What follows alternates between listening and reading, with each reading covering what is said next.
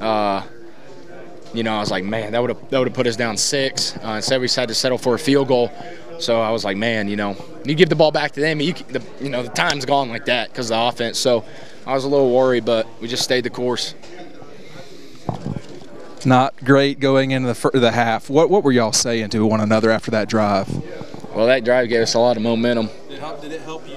Oh, yeah, it helped me. I mean, you know, it was just one of those games, and things like that happen all the time in football. You kind of need one play or one drive to get it going, and once we scored, man, I mean, it was a different atmosphere, a different composure at halftime. I mean, we knew we were in it, and we knew we were going to get the ball at the second half. So that first drive or that first touchdown was huge. Take me through your first quarter or whatever. I mean, it was tough for you mentally, or was it just tough to get your feet underneath yourself at first? I think it was more tough to get my feet underneath me. I mean, being on the road and being in a hostile environment, being down 20-0, and then, you know, you're down 20-0, and then all of a sudden, you know, they convert 3rd and 13, and then they run 5 more minutes off the clock. It's very frustrating.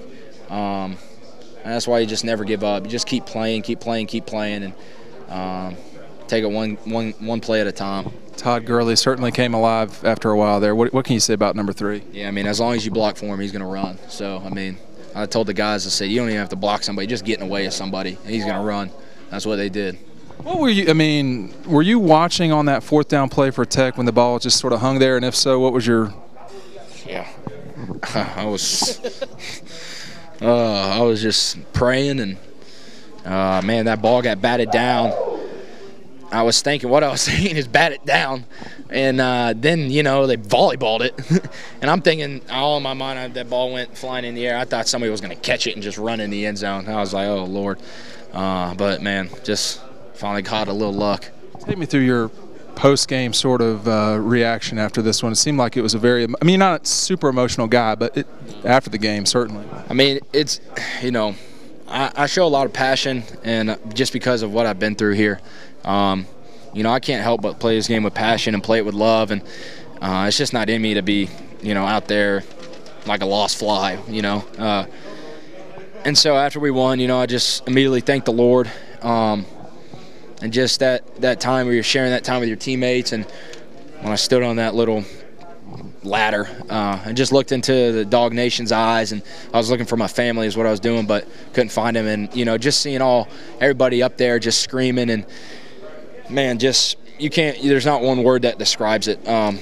Makes my decision to stay at Georgia even better. That first drive, that drive right before half when you got scored, is that the time you actually felt comfortable in the pocket and everything came together? Yeah, I mean, my first half, most of those plays in the first half were my fault. You know, I was getting jittery, I was getting antsy, and that's something I got to work on. And I just got to you got to trust your pocket at all times. And I wasn't doing a very good job of that in the first half, and I knew that.